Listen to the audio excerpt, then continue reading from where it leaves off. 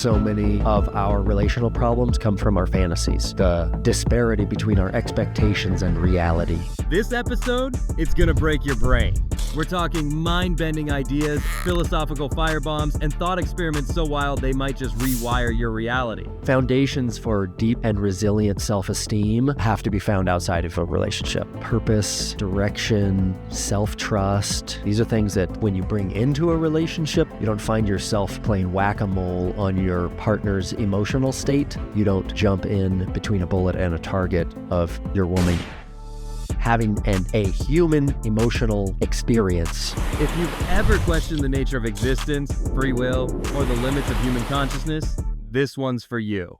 Our society has victim mentality as the juiciest shit. It's like, oh, your girlfriend cheated on you? Oh, you were so justified in doing whatever. I was just kind of reflecting back onto what had happened in my own childhood.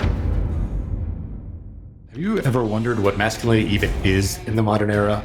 Are you ready to move beyond the macho bully or the soy boy archetypes?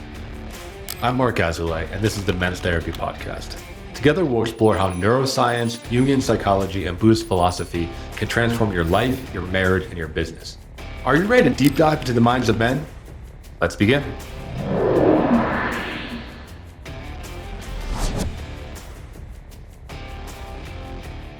Hello, welcome back to the Men's Therapy Podcast. I'm your host, Marc Azoulay, and I'm here with Ari, known on Instagram as Ari in the Air. He is an extreme sports athlete, a paraglider, and also transformational men's coach. Ari, welcome to the show. Thanks, man. Thanks for having me. So I'm excited to have you on because you have a really unique lifestyle. I don't know too many people that are into those extreme sports. Can you tell us a little bit about how you got into it? Sure, yeah. It's funny, people ask me this often, how I got into it, but the reality is that I was never not into it. As a child, I was the middle of three boys, and my father was a snow skier and a water skier, so I have literally just grown up jumping off cliffs into water, wakeboarding, skiing, all of these things, rough and tumble play with the brothers. It's all just kind of led into this. Into the lifestyle. Yeah, and then you start to pivot into doing men's work and being a men's coach. What brought you into that world? I would say that when I was soon out of my house as a young man, when I was 19 or so, I was just kind of reflecting back onto what had happened in my own childhood. And I came across a presentation on peaceful parenting on YouTube.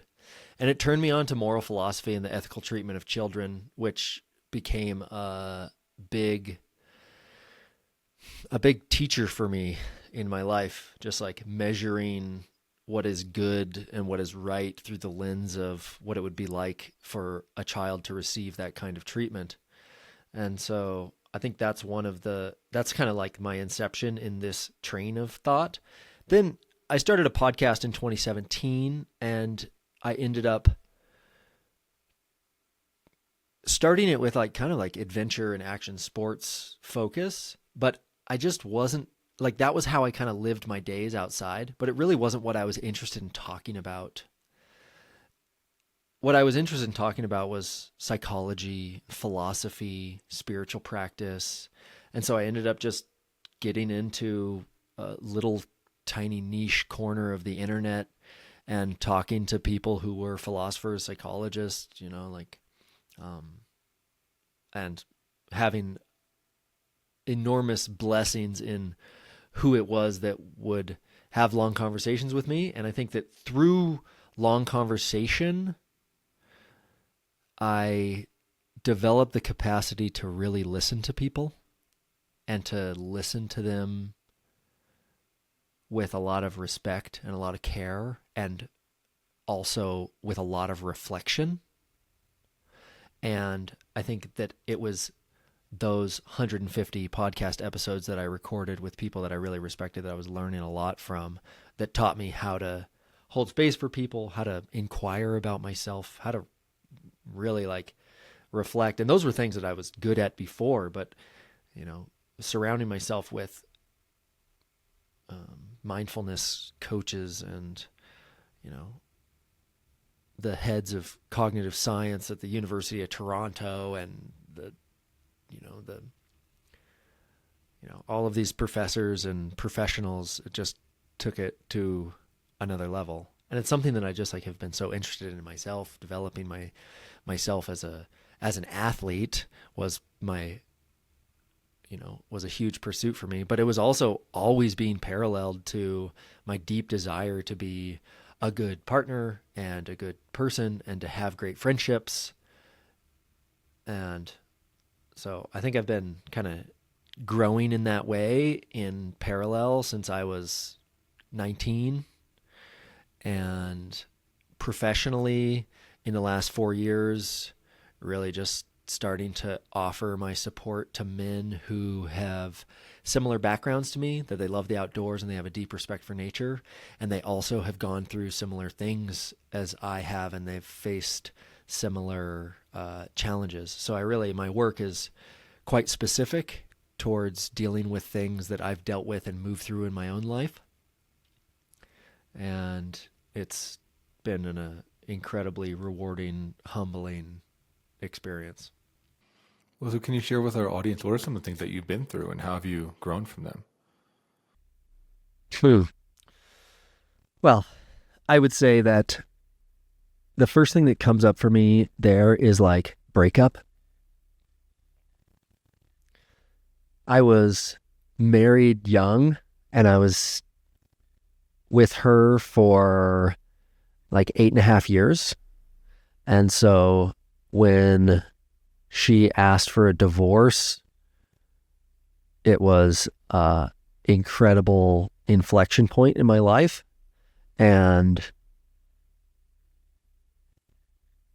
the subsequent fallout of that and the people that I met after that and got in relationship with, it just, meeting new people is like a chance for you to reinvent yourself.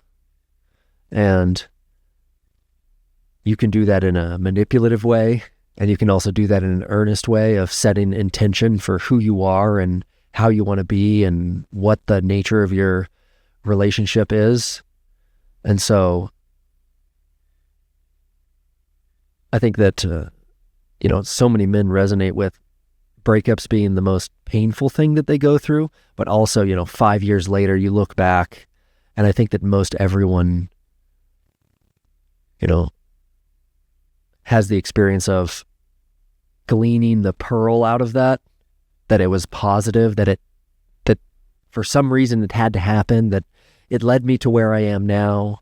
So I look back with those painful experiences with a lot of gratitude and reverence. And also I've done a great job in squeezing so many lessons and so much development out of taking radical responsibility for what it was that were my patterns in relationship.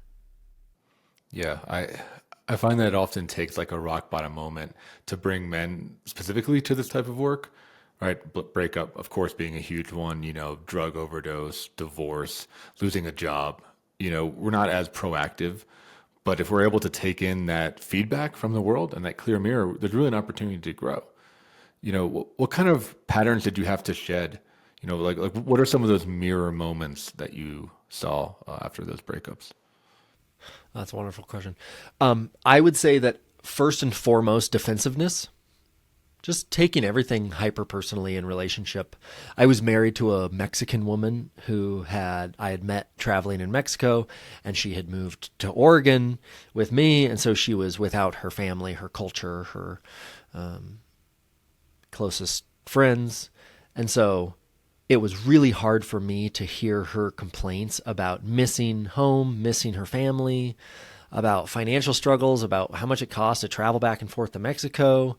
And I took those things really personally and used basically every negative tactic that you could, between deflecting, defending, dismissing, gaslighting, anything that I could do to try to cling to my self-created illusion that I was good. Because the story that was coming up was that if my wife was unhappy, I was a bad husband.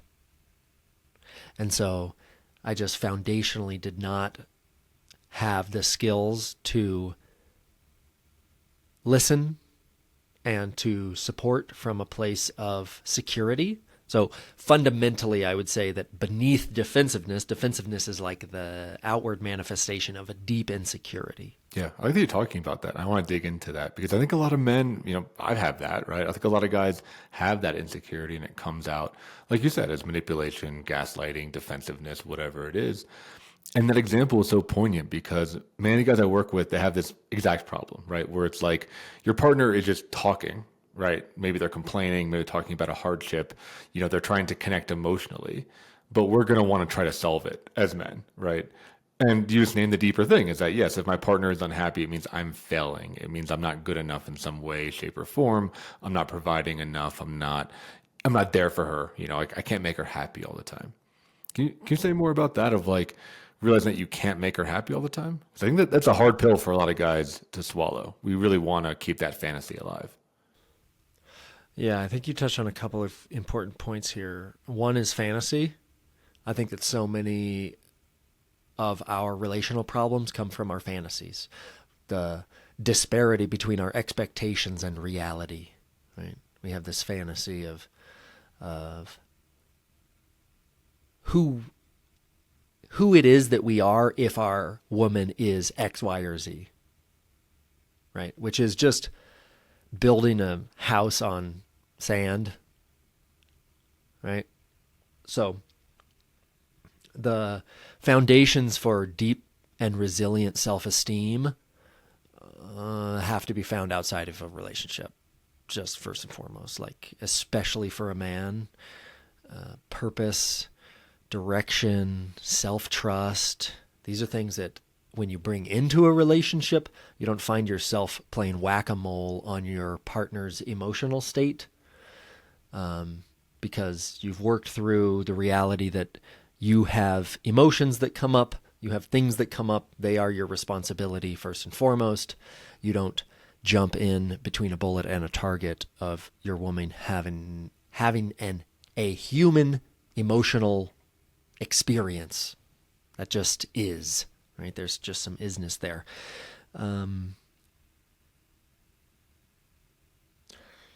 So I think that fantasy is a really good thing to be aware of. Men have all kinds of fantasies of what it will mean for them if their partner is having a certain emotional experience, which is really slippery slope. The other thing that you brought up is happiness as a aim. And I think that in general, happiness is a shitty aim. It is not the aim that brings us the things that make us resilient. It's not the things that give us persistence and grit. So many of us, when it's good, it's good. It's not that hard to have a good time when everything's going your way. It's like happiness just comes naturally. But it is not an incredibly robust emotion, and it is fleeting. So to aim for something that is inherently fleeting it's a poor aim. I don't think that we should aim for it in our own lives, and I don't think we should necessarily aim for it in our partner's human emotional experience. It's mostly futile. Whether you're in integrity with yourself is a much better aim. It's a much better aim. It's much more resilient. It definitely guides you through things that are much harder. It's like if happiness is the thing, then heroin is a great solution. Addiction is a wonderful solution. If all you have to do is numb the negative emotion and you get to a place of relative happiness, it's a super, super low bar. It's a super low bar. Because some of the other things that I've dealt with, your former question was, I've dealt with fatalities. I've dealt with going into the backcountry and having a dear friend of mine killed in an avalanche right in front of me. So in that moment, I did not check out and say, no, I'm not happy. This is something externally is wrong because I'm not happy anymore. No. I had integrity that day. And I said, wow, this is incredibly hard. I'm on the verge of overwhelm right here, but we are not leaving him out here. I am taking this man back to his family. Like, into action we go. And it was a long, incredibly long day. And it's been a long 18 months since then dealing with that, But my aim is for my integrity, not my happiness, because my happiness is fleeting and deep self-esteem and self-trust has been a byproduct of making my own self-integrity my priority as opposed to my happiness. Yeah, so the question was around your definition of integrity, how it shows up in your life, and taking responsibility. Integrity. Well, I think that most everyone starts with a sense of there's like a internal metric of how good or bad something feels to them. And so many of us have this beaten out of us through school. Basically, like we're forced to do all kinds of things that we don't want to do. And we, as children, are given very little respect of our bodily autonomy, of our passions, of what we want to do, how we want to spend our time. And we're chewed up into the mill of the world that we know. This is not the beginning of a communist tirade, but this is just to say that all of us have this barometer inside of us for what feels good and what doesn't. Getting back to your own barometer of what feels good for you to do, like what behavior you accept out of yourself, how you want to be spoken to, how you want to be treated, what work is meaningful for you, where your passion and your life force flows, the things that stop it from flowing. These are all various ways of speaking about your integrity. And I think there's some foundational pieces we could build up here. I think that most men especially don't realize why they have emotions in the first place. Just from a evolutionary biology perspective, emotions evolve to point you towards your needs. So you're tired when you need rest, you're hungry when you need to eat, you're angry when there's a boundary that needs to be defended, right? This is really important for men to understand because in some sense, it just validates the fact that they have emotions, and it kind of clears out like that. It helps them understand that biologically as a mammal, they have emotions as a mammal. Then you can start realizing that your emotions are trying to point you in the direction of your needs, and your ability to meet your own needs is going to have an enormous impact on the barometer of what it feels like to be you.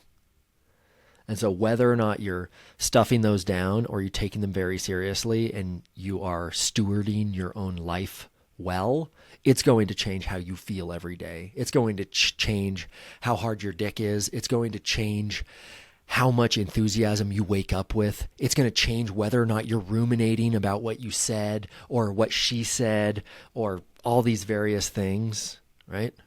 So I think that getting back to your own integrity being the barometer for your life and getting back into the driver's seat of how you want your life to be so that you're pointing positive as opposed to ruminating in the past or focusing on the negative things is, I think that's really important. I think that's a big part of my practice. And I think that there's supplementing therapeutic modalities, like talk therapy can be very useful for men to get the flow of awareness onto their emotions and experience. I think that's incredibly helpful. But I think that if you only learn how to just talk about what happened and how you felt about it, then you'll be bereft of setting a big aim for your life into the future. And I think that once you do that, then your past is contextualized, and how you showed up in the past is way more contextualized, and you can just use it with so much more traction. If you're enjoying the podcast so far, please hit the subscribe button and leave us a review. Your feedback helps us to reach more men and inspire them to become the best versions of themselves. Thank you for your support. And now back to the show. I agree with what you're saying. I think a lot of men bounce off therapy because it's all insight and no action. Like you said, it's kind of just like learning the vocabulary. It's like diving into your past, maybe learn about your traumas. But I think therapists really fail when it comes to okay, then what are you going to do about it? And I think as men, we're willing to do the work if there's an outcome, right? If we know that it's going to help us propel ourselves further and become better versions of ourselves. Yeah, I think also, I think that another thing, you mentioned that men bounce off therapy because it's all insight and no action. I think it's also men bounce off therapy because they're looking for support and they get someone who listens. And listening and support are not the same thing. Sometimes listening is a deep form of support, but I fired my last therapist because he refused to give me direct advice when I asked for it very directly, and so I don't ask him for advice every time, but at some point we developed a good rapport, and I think he's a decent man. So asking him really directly for his advice, and he refused, and that was it. I went to therapy. I wanted support in various ways, and I didn't get it there. So, I also think, I want to hear your opinion on this. I think that there is an enormous contingent of women whose main complaint about men, or at least action-oriented complaint, is that they need therapy. And in this way, women are, I think, projecting what it is that they really need, which is to talk through their feelings, onto men, which I don't necessarily think it's unhealthy, but I don't think it's like the end-all be-all for men in the same, or it definitely is not nearly as therapeutic for men as it is for women. Just kind of if I'm just putting using really broad strokes here. Yeah. I mean, a lot of the podcast episodes are about that. I think traditional therapy doesn't work for men because it is just, like you said, it's just listening. It's like validation therapy, right? Like a guy doesn't need to hear that oh my God, your life is so hard, that childhood trauma, it's really messing you up right now. I think that kind of builds that victim mentality that you were kind of talking about earlier. It gets in the way of guys taking responsibility for their lives, for being in integrity, for moving forward. So, and I think a lot of traditional therapists, right? Like the one you mentioned, who's adamant, dying on the hill of not giving advice, is missing the connection, right? It's missing the human element of hey, here's a dude asking you for help. Are you going to help him or not? And it sounds like you got a pretty good bullshit detector. So you're okay, this is bullshit, right? Like what is he doing? We're just trying to talk like two humans, and he's doing this weird textbook thing. Yeah. He did. One of the things that I will praise this guy for was that he was an incredible pharmacist with books. The best thing he ever did for me over and over and over, he was I would talk about something, and he would just reach over and be yep, book off his shelf. And it was very little direct from him. And I think that's something that I've really strived to do in my practice. It's I can listen, and instead of giving the really direct cutting thing, I'm here you go. This is no more Mr. Nice Guy. This is, this is nonviolent communication. But the book has the advice in it, right? But it's it'd be nice to hear it from the guy too, And then as far as women, that second question, I think I see it a little bit differently. I think when women are saying their man needs to go to therapy, if they want the man to take accountability for their actions or for their emotions. I think a lot of men, like how do I say this? As a guy, you can get away with a lot in a relationship if you're able to be emotional about it and link it to your past. I think a lot of men are very obtuse, and the women are like, oh, why is he doing X, Y, and Z? Why is he being defensive? And if there's no good reason, they're just going to leave. They want guys to be able to like talk about their patterns, even if their patterns are negative, even if their patterns are actively destructive to the relationship. If there's awareness, which again, I think is more a female thing. If there's awareness and there's like linking to your mom or to your dad or to whatever, like they feel way safer because then they don't take it as personally. So I think that's a big part of it. It's true. I think it also is kind of a trap. I think that as we've been inundated with therapy talk, and a man can then ape this tool that you're talking about, and he can say, well, I'm sorry I slept with her. It's like my childhood trauma. I need approval from women. And she's like, oh yeah, he has awareness around this. He's getting better. And then he's like, okay, great. All right. I know the card. I got the card now and it works. Yeah. A lot of that happens. And again, like I think women want those conversations, but that's not what they need, right? And that's not what the guy needs. The guy doesn't need like a more nuanced excuse for poor behavior. But I do think a lot of therapists can give that to guys where, yeah, like you said, now they have that trump card where they can play like, oh, well, I'm traumatized. Like I'm drinking every night because I'm traumatized. It's like, maybe you should like stop drinking a little bit, Yeah, it's interesting. I think one of the things that I've just seen in my own past is that if I were to just like be very broad here, over the last 15 years, I think I started with intentionality and information and opinion.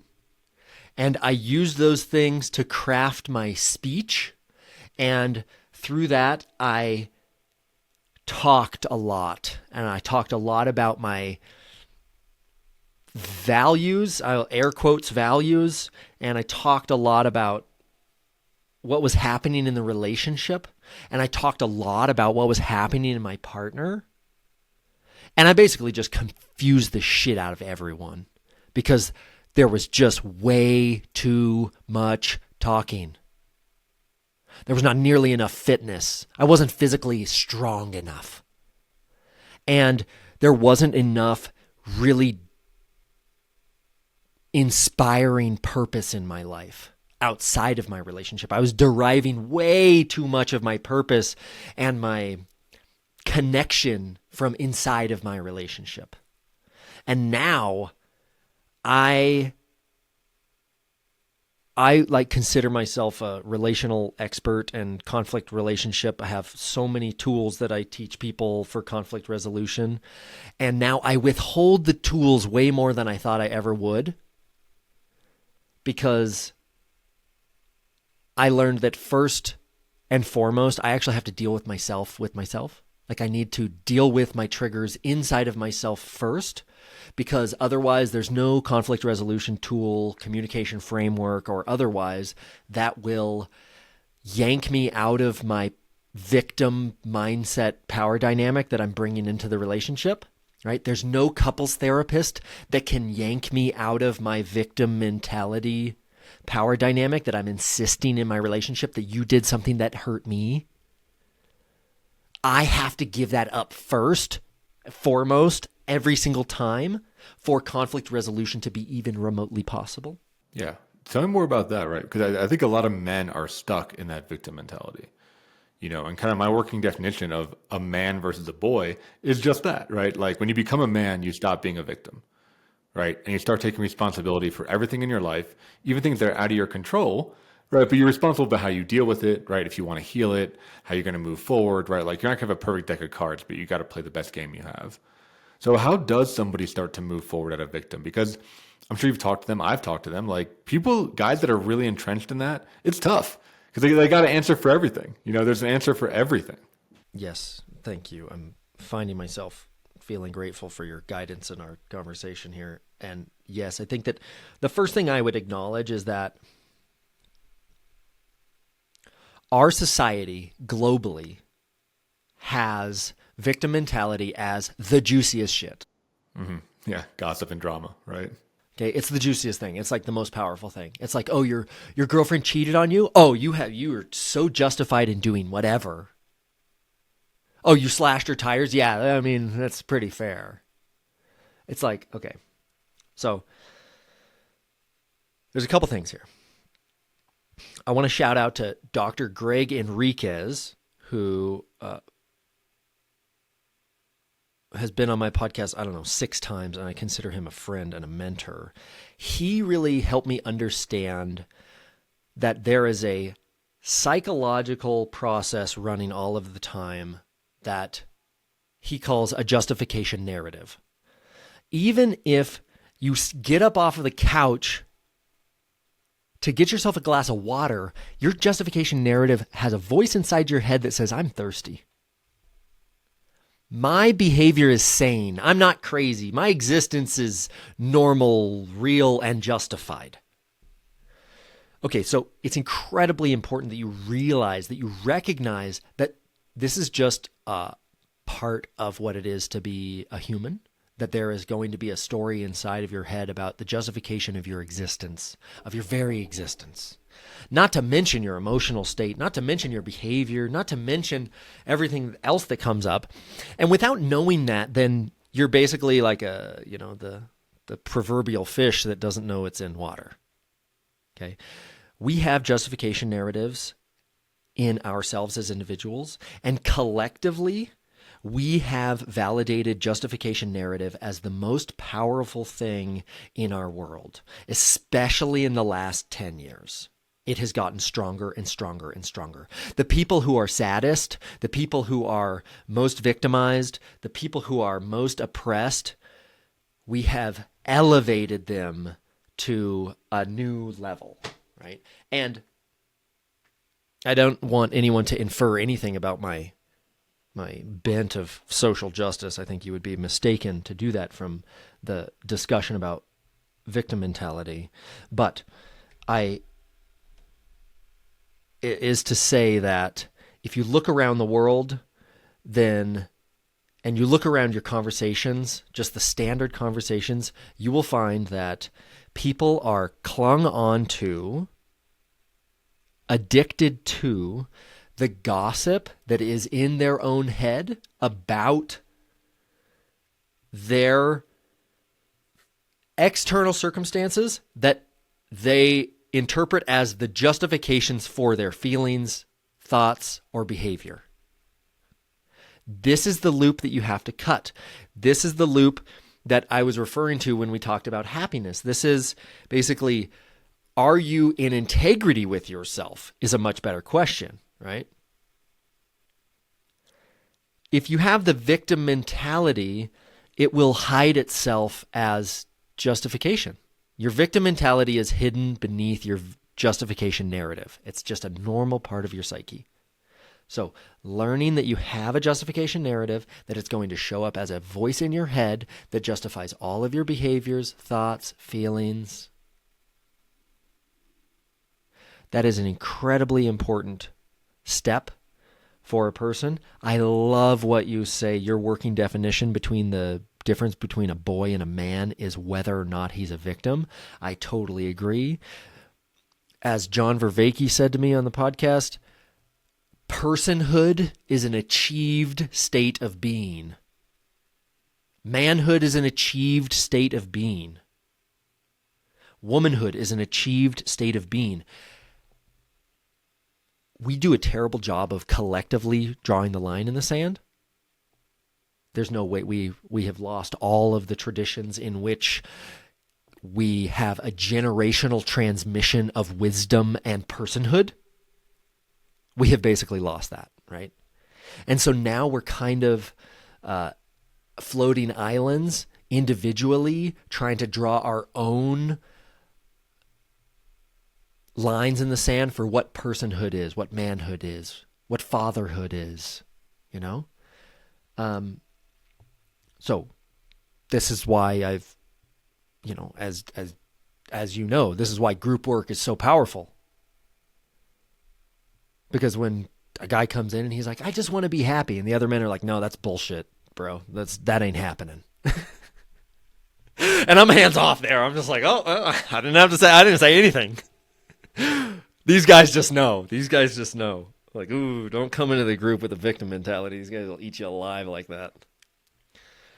So I love that you're drawing the line there, victim mentality. I think it's totally true. Because, Viktor Frankl is proof. You familiar? Viktor Frankl was in a concentration camp and came out and wrote the book Man's Search for Meaning, where he basically says that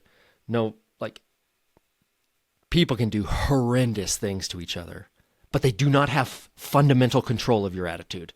They do not have fundamental control of how you interpret your circumstances. This is Gandhi too. Like they jailed him. This is Nelson Mandela.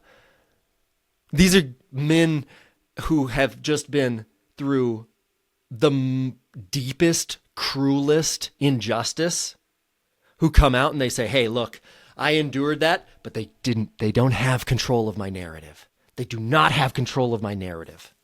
I will not let them spin me into a victim. I am not a victim of being incarcerated unjustly for 25 years. It's just like, oh my God. So if you know the Viktor Frankls, you know the Nelson Mandelas, the Gandhis, this is the story of Christ. This is like he's nailed to a cross. It's like, okay, the lesson was just because they nail you to a cross doesn't mean that you hate them. Doesn't mean that you spite them. Doesn't mean that you spit in their face. It's like there is just such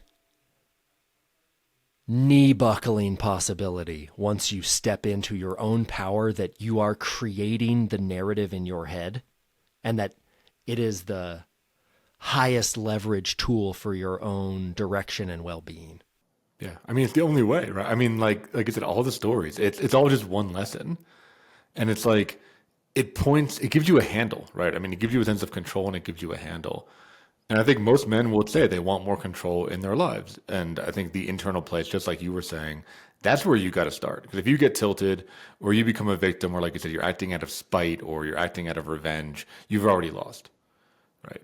Versus I think building accountability, right? Building discipline, taking responsibility. Let me ask you maybe directly, right? Is like a guy who just listened to this, who's like, okay, yeah, I like what Ari's saying, but I'm not Nelson Mandela, right? Like, how can just the everyman, right, just a regular guy, start to break the victim mentality and start to build more accountability in his own life, starting today? I love that. Okay. The thing that did it for me was that I realized that when I went into victim mentality, I was self-abandoning. I was abandoning myself. It was like my own agency, my own emotion, my own everything. Like the responsibility just went out the window because now it was about something outside of me. And I was abandoning. I wasn't like being with myself when things upset me. I wasn't like being with myself. I was activating all kinds of like these spin up, tertiary emotions based on my thoughts about the circumstance. So I would say that, how would I tell someone if today you could drop the victim narrative? It's a great question.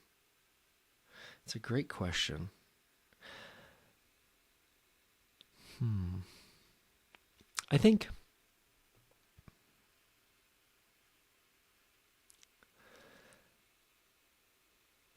it is something that it seems that people have to come to through the desire of their own liberation. I think that one of the things that makes me great as a coach is that I consistently have more inspiration and belief in people's liberation than they do. Right? And I've trained myself to be able to see the ways in which, as C.S. Lewis wrote, that the gates of hell are locked from the inside. Victimhood is literally hell. victimhood is hell. It is that I am not in control of what happens, and I am a victim of the circumstance around me, whether it's in my partner's behavior or in the American political machine or X, Y, or Z. But the gates of hell are locked from the inside, brother. That's what I would tell him. You know, this is the same thing with the experiment where they put a chimp in a cage and put a treat just out of his reach, but he doesn't realize that the door in the back of the cage is just unlocked. All you got to do is let go of your story so that you can just walk out and go towards what it is that you want. It is such a liberating thing. There's another subtle, I think that to address your question directly, I'm not totally sure. And that honestly, the thread of thinking about that is incredibly profound. And I think that's a wonderful thread to think about. I have designed a whole program that takes men through this process, but how to tell them right this second, I'm not exactly sure. And I super appreciate the question that stirs so much thought and feeling in me.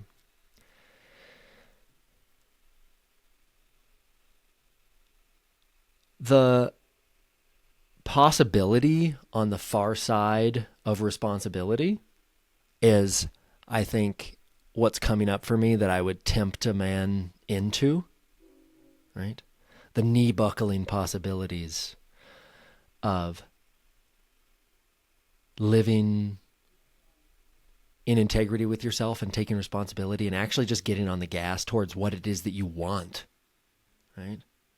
I think that most people don't, I don't think humans are inherently hedonistic. I don't think they naturally just seek out frivolous pleasure. I think that is a symptom of not being on the gas towards the real deep meaning, right?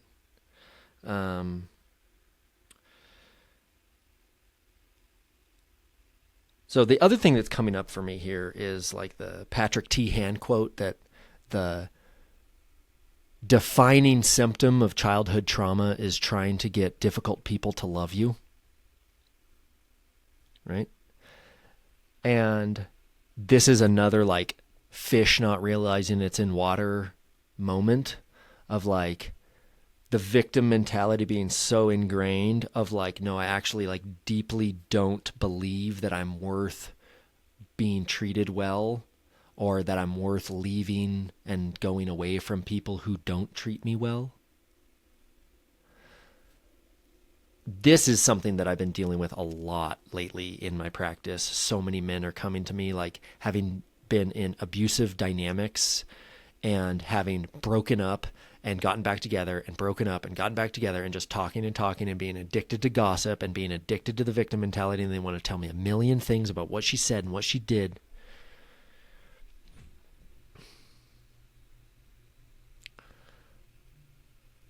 So the victim mentality it's difficult to get people to realize or like Carl Sagan says, it's easier to dupe people than it is to convince them they've been duped. So sometimes, especially in the way that we conceive of manhood, of hyper independence and toughness, it's really difficult to get men to see that they're just constantly playing the victim mentality. Because they're like, I'm not a victim. I'm an autonomous, hyper independent man. So yeah, it can be a challenge to get them to recognize that. Once you see it though, it's incredible how pernicious it is in every aspect of your life. When you see it in your relationship, how she says something that's triggering and then it's her fault because it's triggering, you realize that you haven't advocated for the raise that you deserve at work for 15 years. It's like you've been stuck making $67,000 a year when you know that it's not meaningful work for you and you haven't done what it takes to be more in integrity with your own passions and your gifts and earning what it is that you deserve to earn, once you see it in one aspect, like responsibility seeps wherever you pick it up, wherever you can find it, it seeps out and it gets into everything. Have you ever found yourself in a situation where you wanted to open up, but you were afraid that it wouldn't be taken well? You ask yourself, what's the point? Nothing's going to change anyway. So you do what you always do. You push it down, numb out the pain with a drink, a night out, or pornography. I've been there myself, and I know that men lack the outlets for emotional expression, which is why I founded Men's Therapy Online, a healing hub for men's mental health. If you've been knocked on your ass or just crave meaningful connection, join Men's Therapy Online, a community of men who just get it. We offer individual therapy, men's groups, and powerful retreats, all led by licensed therapists. At Men's Therapy Online, we will help you to get back on your feet and take your life to the next level. Start your journey today at menstherapy.online. Yeah, I mean, it's a practice, right? And it's a snowball that keeps going of like, okay, now I took responsibility for my job. Now I'm going to go to the gym, right? Now I'm going to date somebody different. Now I'm going to, right? It just like keeps rolling, which is great. I think I just want to kind of highlight a piece that you said, which I think is really critical, which is like the secondary gains of being a victim. You mentioned how it's the juiciest thing in our society. And that's often where I tell guys to start is like, stop whoring yourself out. Stop like using your pain as a way to get connection, sever ties or push people away or create distance around, conversations that are just all complaining, right? I mean, find people that inspire you versus finding people that want to keep you down because they're down. Again, they're not evil, but like if you're all in the mud together, you just want to talk about how shitty the mud is versus somebody who has gotten out, right? And maybe they can inspire you, maybe they can mentor you, maybe they can just give you a different mindset. I think that is so critical because I think the first kind of hard truth, part of my therapy is kind of letting guys in on hard truths. One of the first ones is realizing that like you're getting something out of being a victim, right? Because I think when someone's in that deep victim mentality, they think that everything is against them and they got no leg to stand on and they suck and society sucks and politics sucks and their job sucks and their boss sucks, right? And it's like, yeah, but in telling people that, that's how you're building connection, right? That's how you're getting special treatment. That's how you're getting sympathy. That's how you're getting that little extra piece of chocolate at the end of the day for yourself, right? Like you're using that, you're getting a lot out of it.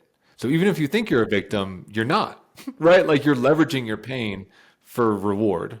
I think this is incredibly insightful. And so you're answering my question. What would I say to men that would snap them out of victim mentality? The question is, what is it that you're getting from your victim position? It's really clear when you start to raise children and you realize that when you knock your head and you're hurt and you cry, you're guaranteed affection. Yes. Yeah. Like you train that, right? Like we're trained on that. And it's normal and humane. And at some point we have to like start transitioning away from that. I think that what you're pointing at, the idea that by reflecting on what it is that you're getting through your insistence on victim positioning is really, really important because it points men to what it is that's important to them, what they want and what they need. I think this is I think you're dead on here, brother. I think internal family systems is super helpful as a framework for this as well, just pointing men to understand that no, each dysfunctional behavior is like some part that's actually just trying to have your needs met. So the victim mentality is, as you say, trying to get a bit of sympathy, a bit of connection, a bit of companionship, and then reflecting on, did it work? How connected did you feel in that conversation? Most of the time, if they've just complained or listened to someone complain, and you say, how connecting was that conversation?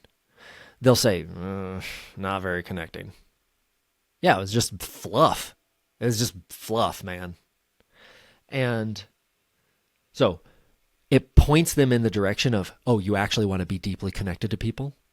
Oh, you actually want to be in deep relationship? You want to be heard and seen for what really is important to you?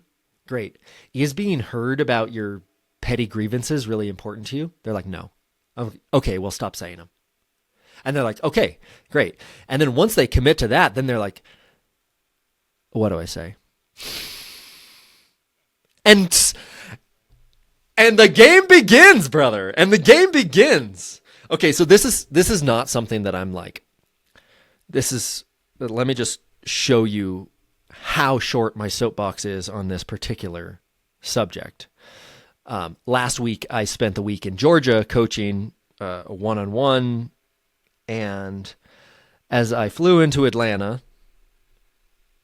we stopped, we landed, and we taxied, and then we stopped, and it was a couple minutes, and I was like, And the captain came on the horn, and he says, so there's a plane in our gate, and it just got there, so it's going to need to deplane, and then they'll clean the plane, and then they'll reboard, and then they'll push back, and then we'll be able to go into our gate.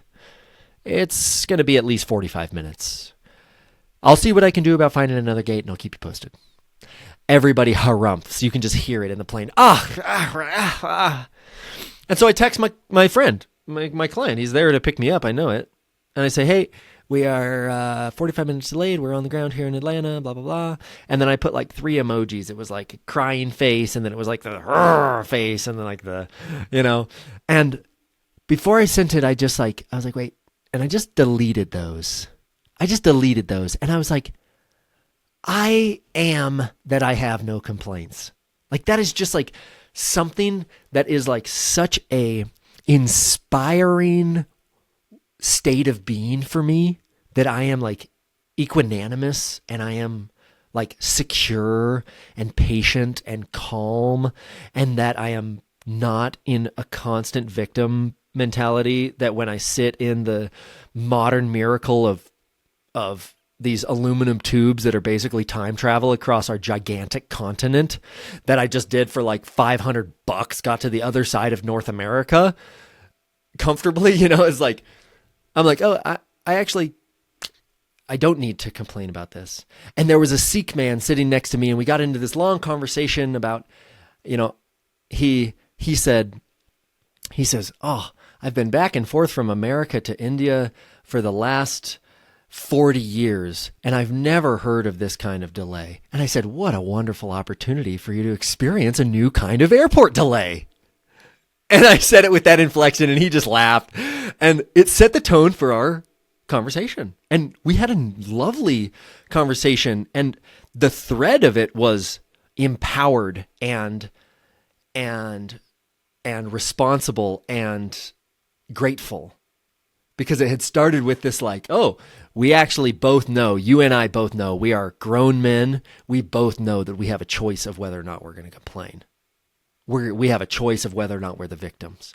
And so then it went into this beautiful conversation of what are the Sikh traditions? What does it teach you about victim mentality? What does it teach you about, these other pernicious human thought patterns and emotions of jealousy and envy and these things? And it was just such a fascinating conversation, and it really did meet my need for connection. And if we would have bitched and moaned there, we would have both gotten up out of our seats and been like, that was a waste of breath. Yeah, I love that story. I mean, I think that really perfectly encapsulates it, because yeah, right. And you could sit there, you could be pissed, you could be texting your friend, oh, can't believe it, pilot sucks, like Atlanta airport, such a piece of shit, right? You could be like posting on Instagram, getting some validation for people complaining about shit, right? Or you can turn a little bit to your side and make a new friend, for the 45 minutes. And that's back to your idea of like, or I guess C.S. Lewis's idea that you eloquently talked about, of like the keys being on the inside, which is like, I would imagine most people, that 45 minutes felt like 3 hours. Right, of just being in hell and feeling trapped and feeling like stuck forever. Whereas I have to imagine your conversation with that guy probably flew by. It went by quick. It was great. Yeah, the gates of hell are locked from the inside. It's a deep truth. And we as men, we come across insight from all kinds of directions, and sometimes we have to face it from all kinds of directions. Sometimes it's like aspiration to who we want to be. Other times it's like we need to nip negative behaviors and loops of thought in the bud. And it can be as simple as like, don't complain and don't talk shit about other people. Right? This is one that like lately has been a mantra for me. I'm like, I am that I have no complaints and I don't speak negatively about other people. I wake up in the morning, I tell myself that, and it's like, I'm not going to complain. This morning I got up at 6 a.m. We drove all the way to the mountain to go skiing, and lots of fresh snow, and the gate is locked, and the ski resort has kept everyone out of the parking lot, and we just like turn around and drive home. And then it was just jokes, me and my friends, about like, actually, I'm totally fine with this. We're going to get a coffee. Here we go. It's like, so once you say, okay, I don't complain and I don't talk shit about people, then what? Wonderful. I God bless your awkwardness in conversation when you don't know what to say other than complain or spew negativity, you know? And the other thing, here's the other thing. I want to paint another part of our society here and how deeply ingrained this is. So many people may have noticed that there was just a presidential election in America.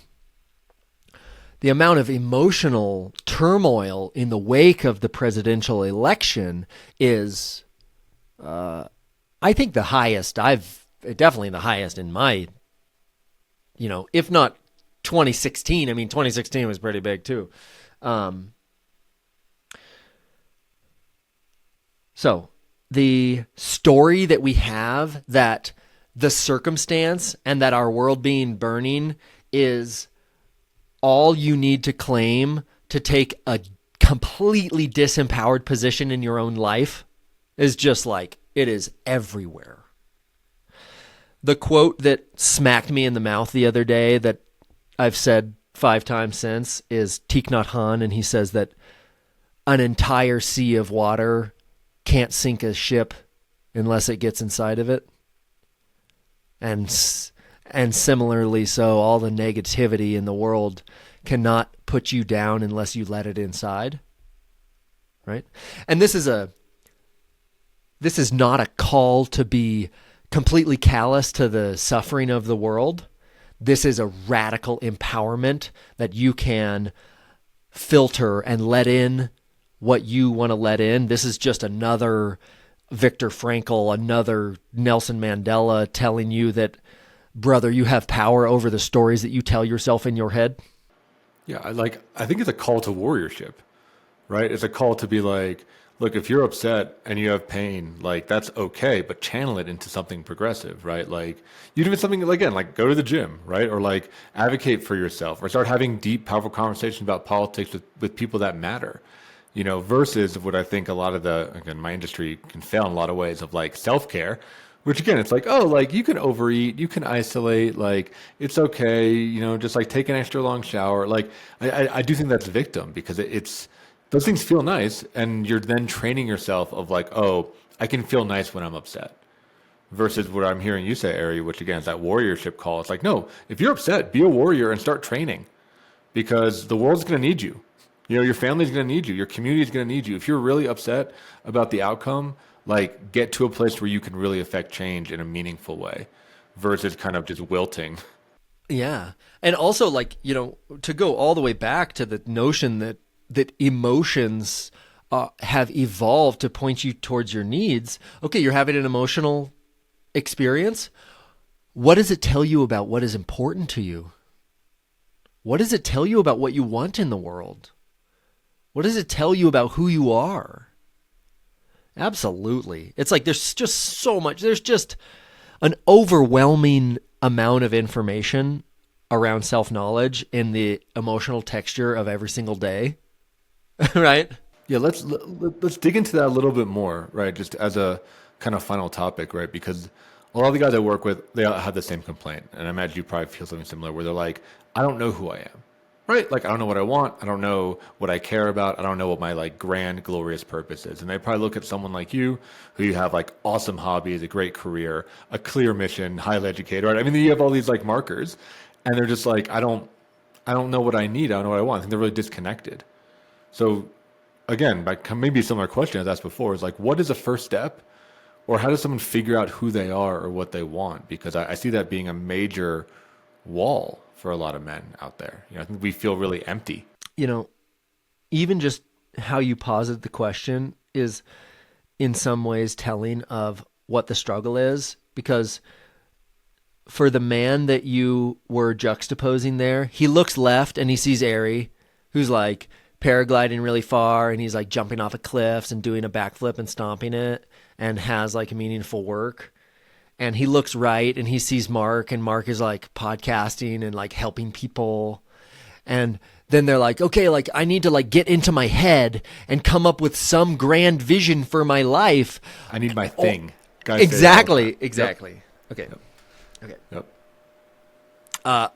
I recorded a podcast a long time ago titled Fuck Finding Your Passion. I would say a couple things. One, first of all, finding your integrity and stewarding it like your life depends on it is like such an art, and it's something that you build, and it's something that you learn, and it's something that you grow, and it iterates and iterates and iterates and iterates. Look, you only need to start with like that thing that you're avoiding, that thing that you already know that you need to do, or that thing that you're doing that you know that you need to stop. Like don't look further than that. Like, Peterson says, clean your room. It's like you're sitting there looking at the shit all day, every day, man. Like you don't quit it. Like clean your room up, because it's cluttering your ability to even know what your gift is. You can't know it until you like have a little bit of momentum and you're like kind of just like stopping doing the things that you know you need to stop and start doing the things that you know you need to start. Like it starts right there.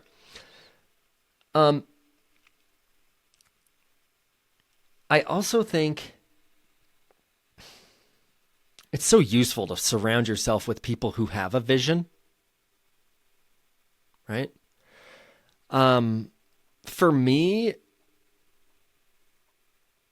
there are exercises here.